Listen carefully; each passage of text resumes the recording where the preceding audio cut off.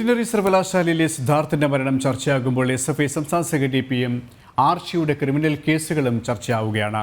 2019 campus മർദ്ദന കേസിലെ ഒന്നാം പ്രതിയാണ് PM ആർഷോ. സംസ്ഥാന സെക്രട്ടറി തന്നെ പ്രതിസ്ഥാനത്ത് നിൽക്കുമ്പോൾ മറ്റ് പ്രവർത്തകരുടെ കാര്യം പറയേണ്ടതില്ലല്ലോ എന്നതാണ് ഉയരുന്ന പരിഹാസം. ഇവരുമായി രശ്മി കാർത്തിക ചേരുകയാണ്. രശ്മി, SFIയുടെ സംസ്ഥാന സെക്രട്ടറി PM ആർഷോയെ സംബന്ധിച്ച് വ്യാപകമായ പരാതികളാണ് ഉണ്ടായത്.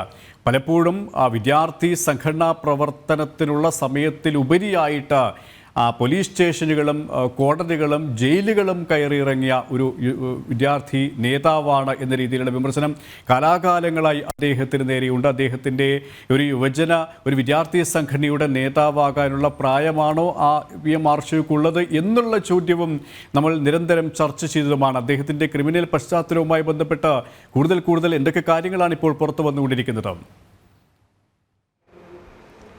PM ആർഷോ നിരവധി കേസുകളിൽ പ്രതിയാണ്. സിദ്ധാർത്ഥിന്റെ മരണം ചർച്ചയാകുന്ന ഇതേ സമയത്ത് തന്നെയാണ് ഈ സംസ്ഥാന സെക്രട്ടറി പദം അലങ്കരിക്കുന്ന PM ആർഷോ ഇത്തരത്തിൽ ക്രിമിനൽ കേസുകളിൽ പ്രതിയാണെന്നുള്ള കാര്യവും ഇതേ സമയം തന്നെ ചർച്ചയാകുന്നത്. ഈ പരിഹാസമായി ഉയരുന്നൊരു കാര്യം, തലപ്പത്തിരിക്കുന്ന ആൾ തന്നെ ഇതേ രീതിയിൽ ക്രിമിനൽ കാര്യങ്ങൾ ചെയ്യുമ്പോൾ മറ്റ് പ്രവർത്തകർ അത് ചെയ്തില്ലെങ്കിലേ അത്ഭുതമുള്ളൂ എന്നുള്ള രീതിയിലാണ് PM ആർഷോയ്ക്കെതിരെ വ്യാപകമായ വിമർശനങ്ങൾ ഉയരുന്നത്. സോഷ്യൽ മീഡിയയിലടക്കം പരിഹാസങ്ങൾ ഉയരുന്നത്. 2019 ഒരു വിദ്യാർത്ഥിയെ അതിക്രൂരമായി മർദ്ദിച്ചതിൽ ഒന്നാം പ്രതിയാണ് PM ആർഷോ. 2019 ഡിസംബർ 2-നാണ് ഈ സംഭവം നടക്കുന്നത്. അന്ന് KSU പ്രവർത്തകനും ഒന്നാം വർഷ വിദ്യാർത്ഥിയുമായിരുന്ന അജാസിനെ മഹാരാജാസ് കോളേജിൽ വെച്ച് ക്രൂരമായി മർദ്ദിക്കുകയാണ് ഉണ്ടായത്. PM ആർഷോയും സംഘവും മദ്യപിച്ചിരിക്കുന്ന സമയത്ത് മദ്യപിക്കുന്നത് ഈ വിദ്യാർത്ഥി കണ്ടു എന്നുള്ളതായിരുന്നു വിദ്യാർത്ഥി ചെയ്ത കുറ്റമായി ഇവർ കണ്ടത്. തുടർന്ന് അതിക്രൂരമായി മർദ്ദിക്കുകയായിരുന്നു. പിന്നീട് ഹോസ്റ്റലിൽ നിന്ന്, അതായത് ആ സ്ഥലത്ത് നിന്നും ഓടി രക്ഷപ്പെടാൻ അജാസ് ശ്രമിച്ചെങ്കിലും പിന്തുടർന്ന് ചെന്ന സംഘം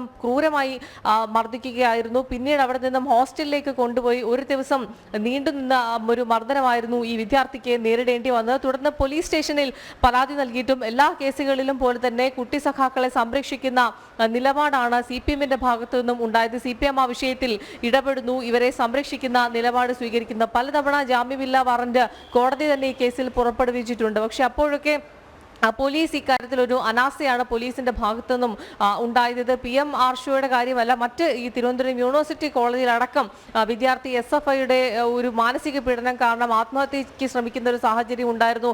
3 പോലീസുകാരെ SFIക്കാർ ആക്രമിക്കുന്ന സാഹചര്യം ഉണ്ടായിരുന്നു. മറ്റൊരു വിദ്യാർത്ഥി SFIക്കാർ നെഞ്ചിൽ കത്തി കുത്തിയിറക്കുന്ന ഒരു സാഹചര്യം ഉണ്ടായിരുന്നു. ഇതൊക്കെ തിരുവനന്തപുരം യൂണിവേഴ്സിറ്റി കോളേജിലും സംഭവിച്ച കാര്യമാണ്. പക്ഷേ ഇവിടെയൊക്കെ ഈ പ്രതിസ്ഥാനത്ത് നിൽക്കുന്നവരെ സംരക്ഷിക്കാൻ CPM ഉണ്ട്, CPMന്റെ മുതിർന്ന നേതാക്കളുണ്ട്. ആ സാഹചര്യമാണ് നിലനിൽക്കുന്നത്. അതുകൊണ്ട് തന്നെ ഈ സഖാക്കളെല്ലാം, കുട്ടി സഖാക്കളെല്ലാം രക്ഷപ്പെട്ടു പോകുന്നു. ഏതായാലും സിദ്ധാർത്ഥിന്റെ മരണം വളരെ വേദന ഉളവാക്കുന്നതാണ്. ആ വിഷയം സജീവമായി ചർച്ച ചെയ്യുന്ന സമയത്ത് തന്നെയാണ് സംസ്ഥാന സെക്രട്ടറി സിദ്ധാർത്ഥിന്റെ മരണവുമായി ബന്ധപ്പെട്ട വലിയ രീതിയിലുള്ള ചർച്ചകൾ നടക്കുമ്പോഴാണ് SFIയുടെ സംസ്ഥാന സെക്രട്ടറിയുടെ ക്രിമിനൽ പശ്ചാത്തലവും ഇപ്പോൾ ചർച്ച ചെയ്തുകൊണ്ടിരിക്കുന്നത്. വലിയ ചർച്ചാ വിഷയമായി മാറിയിരിക്കുന്നത്. രശ്മി കാർത്തികയാണ് വിവരങ്ങൾ നൽകിയത്.